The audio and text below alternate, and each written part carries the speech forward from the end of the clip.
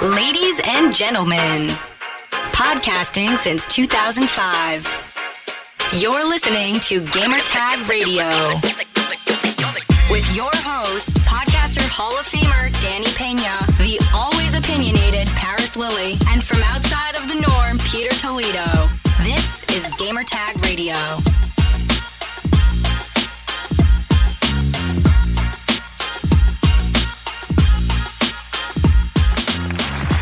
All right, welcome to Gamertag Radio episode 1081. This is your host, Danny, and for this episode, we're going to have an interview, yes, with my friends at Obsidian about their game Grounded, which is right now is early access, but starting today, there's a major update coming for the game, and we're going to hear more information about that here only on Gamertag Radio. But first, head over to gamertagradio.com, listen to our past episodes. You could also find us on any podcast app. All you have to do, super easy, just search for Gamertag Radio. It pops up, you follow us, subscribe, and make sure to share this content with your friends, and it will help us out.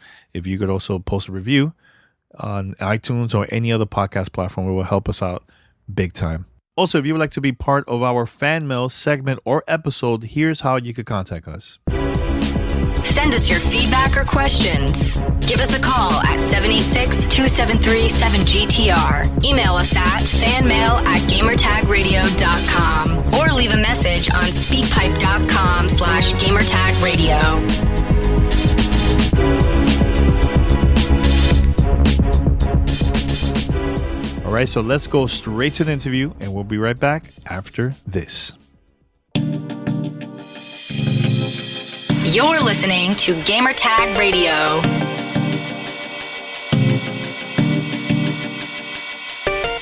Hi, my name is Adam Brennicke. I'm the game director of Grounded at Obsidian Entertainment. And and I've been working at Obsidian for 17 years, but Grounded's been an amazing experience. Good to talk about the new content in Grounded, and it's been a lot of fun working on it.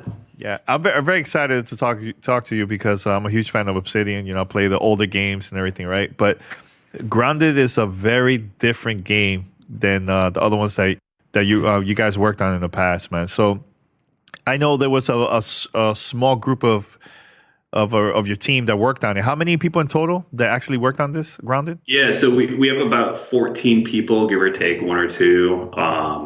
So it's compared to any other project I've worked on at Obsidian, it's definitely the smallest. And usually like our teams can range from 30 people up into the, 100 people. So having 14 people, we're a very tight-knit team. We've all worked with each other before on Pillars of Eternity 1 and 2. So I think it was just, a lot of fun. Just, there's a lot of responsibility too with a small team. So everyone gets a lot of say in everything that we do, and we're all acting as like designers. So there's a lot of input that we have in all aspects of the game. So how's it changed since the release of the game? Because, having 14 people and now there's over 1 million people now playing this game through, the console and also PC. Has that changed too because of that? Yeah, so I guess the good thing, we've seen tons and tons of players. We had 1 million players in the first 2 days of launching Grounded, and the initial success just means that people like the game, which is good. People are interested, and the nice thing about having so much initial success is that we can keep working on it and invest in it. We're not planning on growing the team just because we want to keep the team small. It's worked so far, and so why really rock the boat too much? But that means there's still a lot of work to be done, and we are trying to release new content as fast as we can and work on new things. But it is a challenge when you only have 14 developers. Making a lot of content is difficult, but we're trying to manage and release cool new things every month. So if you want to jump back in, there's some new stuff to check out, new content to play around with. So how's it changed for you guys because of the COVID-19? Now everybody working from home. How's it been for you guys working, developing this game and making those updates from Yeah, it's been wild. Thankfully, we have an amazing IT team, and so like even when we first went into quarantine, it was a really smooth experience, and we were able to get set up and running actually within a day or two. And it feels like we're working, at the office, but we have miles and miles between us. And we shipped grounded from working from home. That was an interesting experience, but we learned a lot on how to communicate and how to get that same like organic feel that you have from working together in the same space. That is something that is missing, and we do miss just having like that. If I go into, we have a big office where all the artists on Grounded sit back at the studio. So if I go in there and I start talking with someone else might overhear that discussion and be like, hey, you know what? Like, have you guys thought about this? We're missing that now, but we're trying to just communicate as best as we can over Slack, over Teams. We chat a lot. We have a lot of meetings where we're using our cameras. So we do kind of miss that experience of developing together, but we're doing the best that we can, given the circumstances. And I think, it's some people that are more introverted probably like it a lot better just because they can just get work done. So I think some people are actually enjoying it quite a bit more, where they can just focus on their work and just blow through the 8 hours of their workday. So I think that's something that I think a few of our artists really enjoy because they can just focus and work on stuff all day long without being distracted. Yeah. Before we go to talk about the new updates coming up very soon, let's go with Game Pass, because that's one of the things you mentioned during the presentation, that was like a game changer for you guys ever since you guys released Grounded. Why was that a game changer for you guys? I think it just allows people to try out the game without any hesitation. Like, whenever you purchase a new game, you kind of have to weigh it like, hey, do I actually want to, spend some money on especially if it's an early access title, but like if you're a Game Pass subscriber, like just, the game is small enough where you can download it fairly quickly and try it out. And I think that's something that it's amazing that like there's so many Game Pass subscribers now. So there's so many, new players that can just jump right in and try out the game. And even if you're not a survival game player, just even if you just like to look at pretty pictures, Grounded is, amazing looking. So I think it's just cool to jump in and see how like the backyard works. So I think there's a lot of stuff for a lot of different gamers to enjoy in Grounded. And I think that just the barrier of entry is, almost nothing if you're a Game Pass subscriber. Mm-hmm. Yeah, I like the game. I prefer to play this with friends instead of by myself because I feel like I'm like surrounded by enemies. It's just more challenging.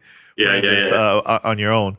But I really enjoyed it, man. So let's talk about the updates. I know there's been updates almost every month, but why this one coming up is the biggest one yet? Yeah, so this is our big update that we've been working on for quite a while now. This is the koi pond. It's a huge chunk of the yard, and not only is it big, like in the square feet that we're adding, but it's also deep. So there's a lot of depth to it. So it's a big volume of content that we're adding. Bunch of new creatures. So we're adding 4 new creatures. With new creatures and new environments, there's also tons of new crafting things to collect and build cool stuff out of. And a lot of that will help you traverse the pond a little more efficiently. But there's also some new base building options as well that we're adding in. And we're just, I think it just adds an extra dimension to the yard. And I think it's a cool new way to explore. And there's a lot of cool, exciting things to find in the pond, as well as a big koi fish. And that also just... the koi fish looks amazing, but it's also terrifying in the same way. Yeah. So can you also be attacked by creatures that, let's say, birds or anything from the outside that will go to the water too, or no? Right now, none of the creatures can traverse both on the ground and in the water. We do have the diving bell spider. So spiders... this particular one can swim around. So just if you don't like the spiders, there will be one swimming around, hunting you down. You can turn on arachnophobia mode as well. But right now the none of the creatures such as the ants or the spiders outside of the pond can go in and take a bath. So they are kind of like separate environments, but we do have a lot of new exciting creatures inside the pond that can swim around and traverse in the space that we created. Mm-hmm. So let's say as a team, why is it important to also check out the pond? Why is there any gear or anything that will help them to be part of this adventure too? Yeah, so there's a lot of stuff that you can pull out of the pond. So like there are other like pools of water in the backyard, not just the pond. So anything that you pull out that helps you swim better will allow you to swim better elsewhere. We also have a new light that can be submerged in water. So the standard torch, it uses a little flame. That doesn't work well in water. So we have added a new little torch, the diving torch that you can use while you're in the water, flippers that allow you to swim faster. And there's a bunch of stuff that helps you breathe and hold your breath longer. So it will increase your oxygen meter so you can survive in the water for a longer period of time. And all this stuff can be taken into other areas of the yard. Then we also have a new armor set that you can build out of the koi fish scales, which is pretty cool. It looks really neat. And that will allow you to do some cool stuff out of the pond as well. So you can once you craft that, you can use that elsewhere as well. Mm-hmm. Yeah. Is there also a lot of hidden areas too in this? Yeah. In this pond? Yeah. So yeah, like with everything in Grounded, there's a lot of like secrets and things. So like the main challenge is to get to the bottom of the pond, and there's something cool waiting down there for you to explore. So and we want to continue to introduce more and more secrets and more cool areas to explore. So this is our like first phase of the pond, and we want to continue to develop it and make it even cooler as we even after we launch this content, we're going to continue to make it cooler and add more stuff to find and explore. Yeah. So as a developer, when is the right time to make this as like, okay, this is it. This is the official game? Because people are like, man, this is still early access. Like how long the team are going to take to start adding more content from now, from release back in, was it March, April? It was, we released in July. In July, okay, there you go. Sorry, quarantine. Yeah, no, it's the time warps. Yeah. So when is the right time to release this as an official full game now? Because early access could take a long time, right? Yeah, we don't have a date set in stone. We have some ideas on when we want to kind of launch at 1.0, but we are continuing to build the game. I don't think there's any rush to hit the 1.0, especially with all the success that we had initially. I think we can take our time to make the best game as we possibly can make, and I'm going to continue to work on Grounded and make it as amazing as it can be, and that's something that we're just going to continue to make it better and better as months and months go by.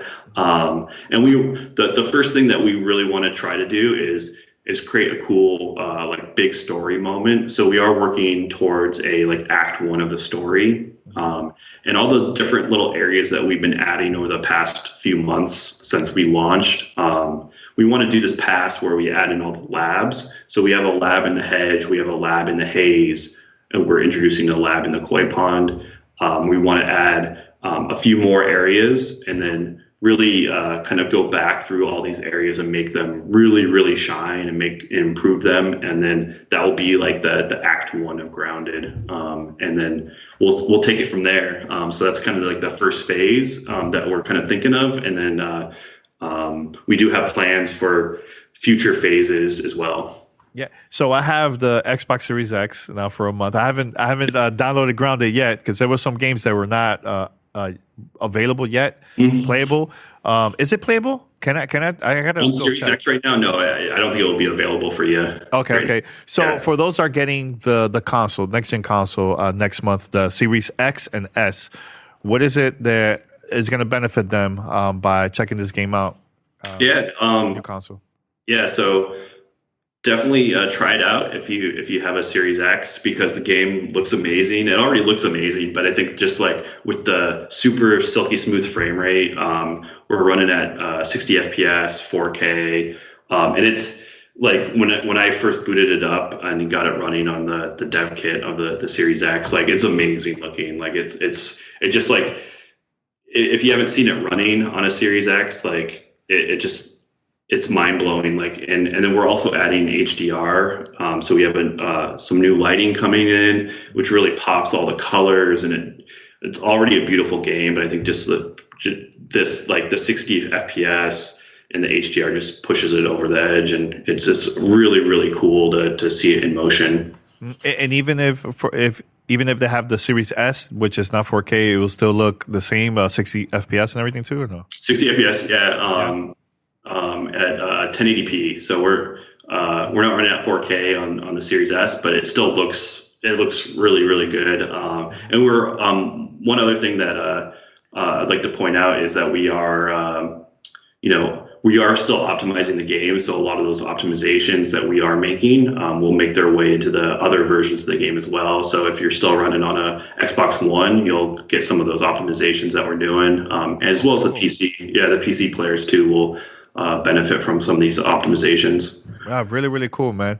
I mean, I know you guys been getting a lot of feedback from the fans. Like, what is like the top request everybody's asking? Like, yeah, you should have this, you should have that, because it's not easy as a developer, man, getting all these feedback from everybody. You know, so. It's definitely. I think people just want more of it. I think that's the big thing, that people are excited to explore the yard, and they've kind of conquered all the challenges that we've had in store for them. And so like, I think the Koi Pond just adds more things for the players to interact with. I think there's a lot of features that we have planned for, such as, for example, like pets, that I think a lot of players are really eager to sink their teeth into and see like what options will be available. I think everyone just loves having pets and something to kind of own and take care of. So I think that would be a fun feature to introduce at some point in the future. But yeah, I think there's so many cool things that the players have done in the game, and I think we just want to add more and more options to kind of customize your character in terms of crafting, more base building options. I think players just want more, and I think that's something that we really want to just keep delivering new and cool things with Grounded. Was there anything that surprised you and the team once the game came out? They were like, "Wait a minute, how they figured this thing out? Like, what the?" I think the team is just so amazed of how creative base builders are. Like, give people tools and they'll make masterpieces. I think we've seen so many cool new things that we've never thought of, like just highways that almost cover the entire grasslands with like roads, big, huge towers that cover the tree, that you can just, we have the little balance pad, and they've built elevators that you can, get way up high. I think the other thing that was pretty amazing is we introduced a spinning wheel, which you're able to craft out of spider web. You can create a little rope out of the spinning wheel, and I've seen a player make like almost a factory of spinning wheels where they built I think like more than 25 to 30 spinning wheels in one room, all making this rope. And it's just like, it's pretty amazing just to see like how far people can push it. But I think it's also good for us as developers, because people are pushing our systems to their limits. We get a lot of cool and good feedback from those players, because I think we can make a lot of good optimizations, and we can look at how those games are kind of shaping up over the course of, some players have played more than hundreds of days in Grounded, so we can look at the simulation to see how that's holding up as well, and make those adjustments. And those little things can help make everyone's game better. Yeah. I remember seeing your post. It was like a video that you were like celebrating, super happy that you guys hit 1 million players, right? In the game. That's pretty amazing. Yeah. So now my question to you is like, how you guys came up with this idea? Was it you? Was it somebody like, hey, let's do some, Honey, I Struck the Kids or something like that type of game? It sounds insane, especially coming from Obsidian. I think I remember people's faces when they heard that there was a small team at Obsidian like working on this, and they're like, what are you guys doing? And like I've been a part of a lot of like the hardcore RPGs that we've made over the years at Obsidian, and I love those games dearly. And I think it was one thing that we wanted to always make a survival game first and foremost. Like we played a lot of survival games at the studio, and we're just like, hey, we just want to make this because they're very, very similar to RPGs in the sense of like you can kind of be who you want to be while you're playing a survival game. If you want to just build a base and call it your home, you can do that. And I think that's a cool like form of escapism. And I think that's something that even in our RPGs, a lot of people just like seeing themselves as these characters. And I thought that was a really powerful thing where players can create their own stories. And survival games seem like a good fit for that. And we just, I think when we started brainstorming what we wanted to do with this survival game, we sat down in an office and we just like brainstormed ideas for hours and hours and hours. We came up with about 70 ideas. And then when we were kind of going, we're like, hey, like, is there anything that we haven't really thought of? And then when we said, hey, what if you were shrunk down and you had to survive in a backyard? I think immediately, like, we kind of went off topic and we just discussed that idea for like 20 minutes. And we're like, hey, there's so many good things that you can do in this setting that hasn't been explored in video games yet. And I think that is, once as a game developer, once you kind of get that like flow of that idea, that those ideas just pop into your head, you have something good there. Yeah. And we shared it to a few other people outside of the like core team, and like all the artists just like they were just overjoyed because it's something very unique and they could like flex a lot of creativity with their art style. And then I think a lot of people were just like, yeah, that sounds really cool. Like, let's just try it and see where it goes. And then that's, we worked on it for a few months with the little early prototype, and that turned out really well. And then Fergus just said like, hey, just keep working on it and see where it goes. And that's about a year later, it turned into Grounded. That's cool because what a lot of people don't know is, usually studios will work on a game, then they'll pitch it to like different publishers to see if they will like it or not, right? So I'm wondering, like, how was the reaction when you guys showed it to Microsoft? Like, hey, we've been working on this project, Grounded. How was their reaction, like, seeing that, seeing the early stages of the game? Yeah, I think they were really surprised. I think they were just like, hey, this seems like a really awesome idea, and just keep working on it. And Fergus was the same way. He's just like, hey, this looks really good. We were very focused on making sure the game played really well. And at any time during the development, you could pick up a controller and just play it. And I think that helped tremendously with people just getting on board with the idea, where they could just, you could see spiders, you can see ants kind of doing their own thing. And they were just like, hey, keep working on it. And we started working on it before the acquisition. So this was before Microsoft and Xbox. We were just, working on a prototype of Grounded. And when after the acquisition, there was like, hey, just keep working on it and let us know if you guys need any help. And that's what we did. And it was very, very cool. It's, as game developers, you don't get this chance very often. A lot of times, there's a lot of, you can't really decide what you get to make and just have complete control over the project. And I think that's been very empowering and something that I think all the artists and the designers on Grounded are just having a great time, just seeing what we can do with the idea. Yeah. See, this you could tell, like, as a gamer playing this game for the first time back a few months ago, you could tell that this is like a passionate project. Like, this was something that you guys really, small group, really got into it, like developing this game and everything. And it feels different than any other Obsidian game that I played. And also this one, and also The Outer Worlds, which I love that game too, man. So I can't wait for the future. I can't wait to see what else you guys are going to come up with to start adding in there. Now, I do have one request though. I would love to see different different locations, different backyards, not just one. Oh, I think that would be cool. Hey, you know what? I think that's the cool thing about Grounded. Yeah. It's a good there's so much stuff that you could do with this idea, and we're just setting the foundation right now for a new IP, right? And I think that's something that you can see yourself in the house, in other people's yards, in other environments, in an office, and I think that's one cool thing where I think there's endless possibilities with this idea, and I think it's cool just to be able to build this from the ground up, and I think that's a I don't know if we'll explore other yards in this game, but who knows what the future holds, right? Yeah. No, I see the potential, man. See the potential at an office, at a house, maybe at a toy store. Who knows? Yeah, who knows? It's cool. It's just cool to see the world in that way, and I think there's a lot of cool things that you can do with it. All right. So for those that are listening, when is the official update for the new one that's coming up?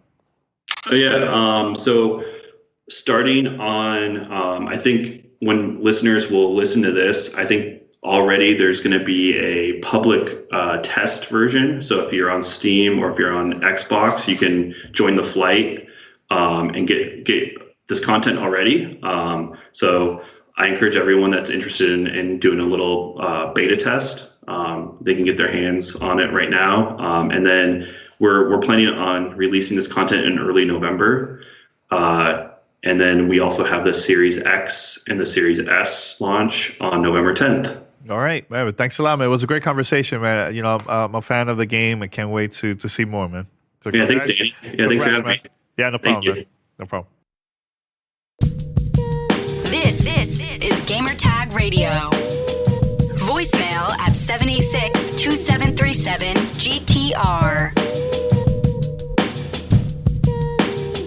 All right, first of all, I want to give a shout out to Obsidian for making this happen with the interview. That was really fun. Also, Tara, Bruno, and the whole PR team over there. Thank you so much for getting us access to getting this interview. That was a lot of fun. Great conversation.